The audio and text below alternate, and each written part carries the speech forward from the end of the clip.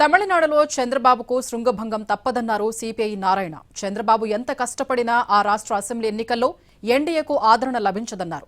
తమిళనాడు ఓటర్లు బాబు మాటల్ని నమ్మే పరిస్థితి లేదని తేల్చెప్పారు.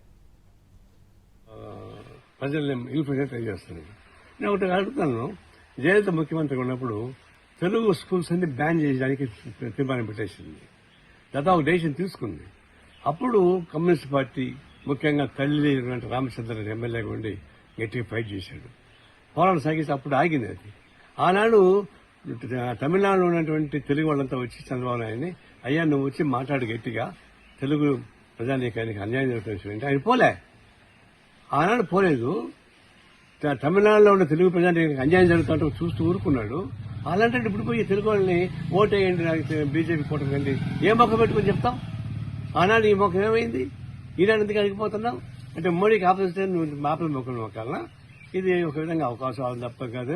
నిజంగా తెలుగు ప్రజానికి ద్రోహం చేసిన ఎవరంటే అది చంద్రబాబు నాయుడు, తమిళనాడులో ఉన్నటువంటి తెలుగు వాళ్ళకి.